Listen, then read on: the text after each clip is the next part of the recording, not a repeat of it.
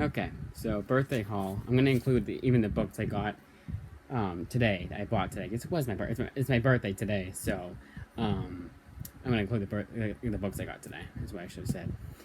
All right, so there is one. Oh, I don't know. I'm getting ahead of myself. All right, so this one is really cool because it's 100 pages and I got it for $1. All of these except for one I got for $1. And I'll tell you the one I did not get for $1. I've done this so many times. I keep like the last time it was just a bunch of things I forgot to mention, but I am sacrificing not doing the technical unboxing, like when I take out the wrap they have around the books. Okay, Savage Dragon 250, 100-page giant. And I like that they have they do like a Marvel Comics homage here. That I found pretty cool. And then the only Superman one I have, the only one that's not like a bunch of issues of the same character, is the Superman Annual number 9. Then Green Lantern 128. And then Green Lantern, Tales of the Green Lantern Corps, issue 3. I don't know if that's the one, like that infamous. I know it's Tales of the Green Lantern Corps. We get that his affair with that younger lady that was like underage and was a whole big thing. It was a weird thing they included in the comics. I think that was around that time. Green Lantern Corps Annual 3. So it's definitely an annual.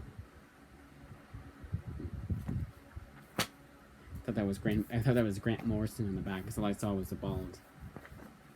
You'll be hearing his name pretty soon here. Green Lantern and Sentinel Heart of Darkness issue 3. I probably should have realized that this is probably like a mini series, and going on number 3 is not a good idea. For the most part, for these older books, you can pick up any issue and not be as lost, at the very least as lost as you would be if you could do it nowadays. The end of Green Lantern. Ooh, Green Lantern Mosaic issue 18. I don't know if it's Green Lantern issue 18 or Green Lantern Mosaic issue 18. Like it was a different character, maybe. I think it is actually. I know little to nothing about Green Lantern, and pretty soon here I'll probably know a lot more. Green Lantern issue 32. Ooh, the prologue to the Third Law. So yeah, Green Lantern 32. Green Lantern 164. Fantastic Four 358. This one I found funny because it's a thicker book, and I found it funny because I was like, do I have this issue? And I was like, I don't think you do, because this is one I feel like with how thick of a book it is and the anniversary issue cover, yada yada yada. This would be the one I remember that I had bought before. And I also like what I do with these bigger books is they make it look like a book. They don't try and make it like for the I really should have gotten that today, but like with the DC previews and the Marvel previews, it's just like a magazine, like a thick magazine. They don't make it look like a book, and it kind of looks like it's the pages are easier to come off. Flash issue 4, even though they're not. Issue 4 Flash. I like this run a lot. Probably should have gotten the collection. Peter Parker Spider-Man 81. This is the older Spider-Man one, like not the older one, but the one before the 98 series. Which we'll see pretty soon here. It's kind of confusing. I believe this is after the Clone Saga. I think that was 1994. I think it was actually for the entirety of the TV show. I hope it wasn't 94 and 98. I think it was. Peter Parker Spider-Man 86. And the reason why I say that isn't because I hate the Clone Saga. I mean, I do. Like, I hate it as much as the next guy. It's like I haven't even read it, so I shouldn't really say that. But I like the later issues, like I said. Alright, I'm getting ahead of myself. Peter Parker Spider-Man issue 86. This is the Howard Mackie series. And what's weird is that I swear to God, by issue 86 of that 1998 series, everything looked different. Which leads me to believe this is right after this one. And not right after the 1998 series. Sensational Spider-Man issue 1. I'm rich. I have the first issue of Sensational Spider-Man. The Spider-Man one is all the rest, including the one that I didn't pay $1 for, are all Spider-Man ones. The Spectacular Spider-Man 251. And these are all readers' copies. Well, not readers' copies because it's in bad condition, but I'm just going to be reading them. I'm not going to be selling them. Unless I hate them or unless I find out, oh shit, I had this one. Peter Parker Spider-Man issue 78. I got to put this back with the other one. 3 cuts, and I can't remember to do that. That is my brain for you guys. It don't work. See, at least with that issue 76, I knew it wasn't that other series. Like this one, too. Issue 84 of Peter Parker Spider-Man. And again, I put... Because this one, obviously, is not the other series. I think I have a 251. It's a different cover. It's obviously not the same one. It's so confusing. I just realized another thing. Oh, and this is 84. I'm missing 85. Oh, well. Alright, so this is Marvel Tales. Marvel Tales, Spider-Man and Nightcrawler. I said that, all that out loud. 214. I'm like so distracted right now. Issue 150. So this is all Spectacular Spider-Man. So Spectacular Spider-Man 150. 156. Which is nice, I have 158. 164. Obviously not from the other series, but from 165 from a way earlier purchase. Actually, it's a Comically Speaking one. It's like, well, I didn't have this one for 50 cents. So this is a new. I forgot to mention this, but I went to a new comic book store, and this is where I got these. Like, never been there before. It was Merrimack Games and Comics. They're good, not great. They didn't have trades on clearance, and that's a big thing. Like, every comic book store has at least a small section of clearance trades. As much, and it's funny because I give Newbury Comics a bunch of a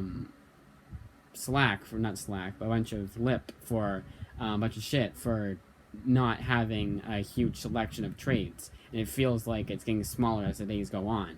Even they have a good amount of clearance trades, and a lot of them are good. So Spectacular Spider-Man 166, and so these are all $1. And most of them were in good condition. There was that one of those Green Lanterns was not in the greatest condition, but all of these are in great condition. Spectacular Spider-Man 169.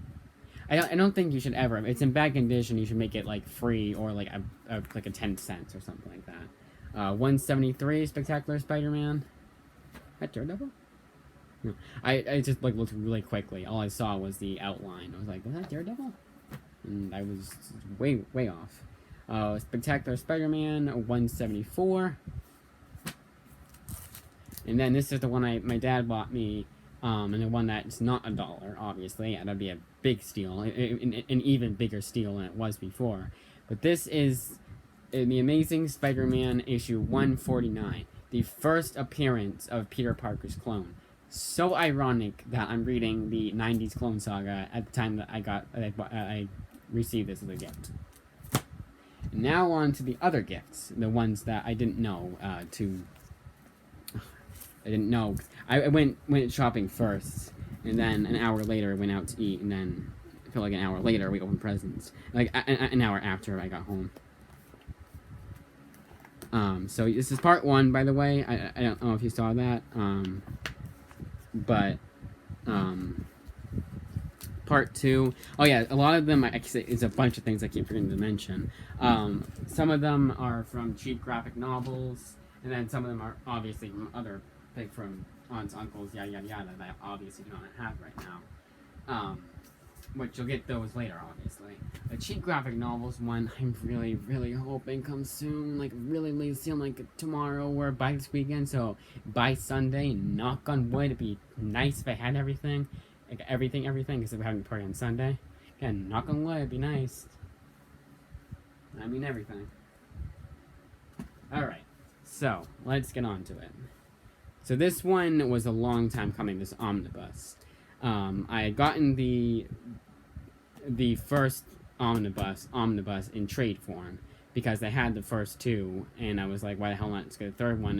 I was so delighted to find out that was it for that first omnibus. And this is Green Lantern by Geoff Johns Omnibus Volume 2. Now some of you may be asking, where's Volume 3? That's coming. I really should have, for the books that, like, for this one, I really should have done Amazon. I think I should have done Amazon only for all of them. I should just, shot for it. Said, hey, how about this? Probably would have gotten okayed. I don't know if it's. I don't have the thing with me, like the order confirmation. It's on my mom's email. My mom bought it, obviously. So I don't know for sure. But again, knock on wood, hopefully. Oh, I should have asked her before I did this second cut, so I could decide more to finalize with. So this one collects Green Lantern 26 to 52. Final Crisis, Rage of the Green Lanterns #1. Blackest Night 0-8. They had it wrong on Amazon. I think on Cheap Graphic Novels, but I don't think Cheap Graphic Novels tells you right at the back. Oh, it does. Never mind. I think they had it wrong on both. Now, I always found that weird. Like, why not collect the 8th issue? I have the trade of Blackest Night, just in case they didn't collect it. Untold Tales of Blackest Night #1. Blackest Night, Tales of the Corps 1-3, and DC Universe issue 0. Good amount of books in this thick omnibus. And this is not the thickest omnibus yet. That distinction probably goes to the next one. Also a DC character that goes by the first name, of Green. Now this, I like doing a prelude, sort of saying a preface, whatever the hell, to it. Now this series was one that I know nothing about. I only know that it's not for kids. It's 17 up. It says it on the back. It's also a DC Black Label book, and that it's critically acclaimed. Like, oh my god, people are like, you gotta read this book. I don't even know much about the author, and that is, and also Near Mint Condition went over it, and that's why I got it. And it looks so damn good. The artwork, everything was like yes, yes, yes for me. And I liked the Green Arrow issue I was reading, and I don't think it was even reviewed even that well. But without further ado, Green Arrow, The Longbow Hunter Saga Omnibus Volume 1. This is probably, next to Invisibles, the thickest omnibus I have. And I have no room over there for my omnibuses. I have to do that already. As you can see, those trades are blocking it. I already have to do that. That's how many books I have. And that's how small of a room I have, too. My dream is to, when my parents move out, is to move into their room, build a bunch of shelves. Not me personally, build a bunch of shelves and just book after book after book. To have all my books all in one room. And if I can get it there, my games too, my Xbox and shit like that. So I have everything there. I can just live in my room for the rest of my life. Except for going to work, of course. Oh, and this is also one that is ridiculously priced at $150. I said that out loud because I don't think you guys can see it. It's dark, dark, dark. The paper, the print they use. But yeah, $150. Like, I know it's a thick ass omnibus, but Marvel, and you guys are supposed to be competing with Marvel, and for the most part, you go with the pricing. Now these two, and then they have like a $150 omnibus. Some of the ones from Marvel that are $150 are like ridiculously like low like page count. It's like those Titans Atlas era books, like the, I don't know why I said Titans, but the Atlas era like Captain America ones I never buy, and the other one was a Marvel 1961 one, which is I have, it's 500 pages. I think it's 150. Even Near Mint Condition is like, really. And I think it was his friend that was saying, was like, really, you're charging that much for it? And Near Mint Condition, like, because he gets books from Marvel and DC, he doesn't have a whole lot bad to say about them. Let's just leave it at that. I still respect the guy wholeheartedly, but that's the one thing I'm like, yeah, I'm not gonna take your word for a book. I'm not just gonna say, oh, Near Mint Condition, like, that's why I'm gonna get it. For Green Arrow, I looked it up on Goodreads too. Now these books are, the next two books are the same, but one's a companion piece. Let's just get into it. JLA by Grant Morrison Omnibus. I read the first few issues, and I wasn't like totally hooked, but the later issues get so much better. This is a damn good series. JLA by Grant Morrison Omnibus. Another thick ass omnibus. I didn't like have a momentary like a memory loss. I thought I forgot to show whatever. Not I forgot, but I forgot. To show it. It was just I just decided to show it again. Okay, so this collects a bunch of DC 1 million issues, And there's one thing that really pisses me off about this book, and I'll get into it, and I'll get into why I can't find that issue, technically. Okay, let's go. Adventures of Superman, 10 million. DC 1 million, 1 through 4. DC 1 million, 80-page giant. I wonder if it's the full one. I wonder if it's the full 80-page giant. Because sometimes they don't say material from, even though it's material from. Detective Comics 1 million, Green Lantern 1 million, and then JLA 1 through 17. It skips 22 to 26. It skips 28 to 31. It skips 34. It skips for a final time and gives you 36 to 41. And then 1 million, the JLA 1 million. JLA Classified 1 through 3, one of its only ones he was working on. JLA Earth 2, and then JLA Secret Files in Origins number 1, JLA Wildcats number 1, JLA Z2, I don't know, either.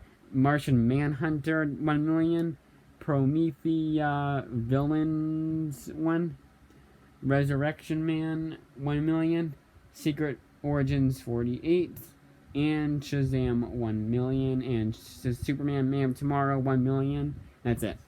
I know I kept saying and because I thought it was the last one. So a lot of DC 1 millions. I wonder if it's just all the 1 millions that were by Grant Morrison. Because there is a separate DC 1 million omnibus. I wonder if the omnibus is just smaller than your average omnibus, even though they call it that. And then the Tower of Babel. I'm kind of angry I got this book, or asked for this book rather, because there's a volume 4 that includes all the missing issues. And yeah, I collect some from the omnibus, but I collect all the missing issues.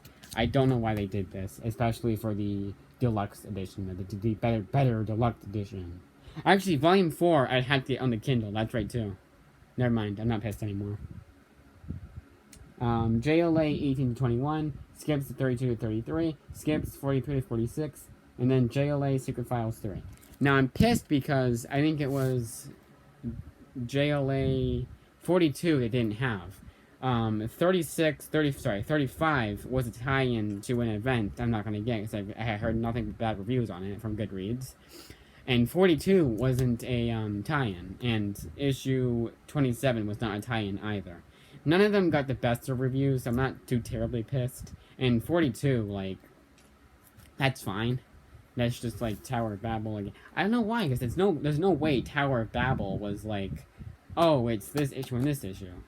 I really hope that, actually, it won't matter anyways. The only one I don't have isn't even by Mark Waid. But it's not like they skipped issues, like those were the issues from Tower of Babel, and then Grant Morrison kicked in and was like, hey, I gotta write this issue for issue 36. It's like, okay, then for 30, and wait for Tower of Babel and issue 38. I mean, it's possible, but it's a lot of waiting you gotta do for that story that should only take a few issues straight to do. So yeah, part 1, 3 omnibuses, and 1 hardcover, and a bunch of floppies. Again, these are floppies. Floppy single issues. Although this isn't the best one to say it as because it's a thick one. So this is a floppy. Again, this isn't one because it's an annual. I was gonna say the same thing. I was like, it's not the best one to say it's floppy to. All right, so that's it. So yeah, that's my haul. I'm just like kind of set for cute graphic novels. Again, I'm really hoping that they come in soon, please. I'm not gonna wait. Please come in soon. I still don't like them. I wouldn't have liked them. I would have been a little bit less pissed if they come in today, and I had a close call, but it was different. It was packages for different people. And it was like, man, I got my hopes up. Can I get down? The box is so far away. I just thought I might as well put this book away. And I was reading this Flash book. Oh yeah, this is the Flash series. That one I was reading I really liked. That was one from way back in the day. Not way back in the day. Well, obviously from the book, but it was one that I got like a few months ago. So I said way back in the day. Again, I'm like 80 places at once. So I'm just gonna end this and like get my mind together. Less than the other one. Yeah. Shorter than the other one. I want to say less. So the only ones they have left are the remaining ones from cheap graphic novels, and then the ones from family, which extended family, aunts, uncles, cousins, the like. And then I guess you could technically say if I get money from them, the ones I get on Amazon. But I don't know if I'd even get them. I probably would. That's it.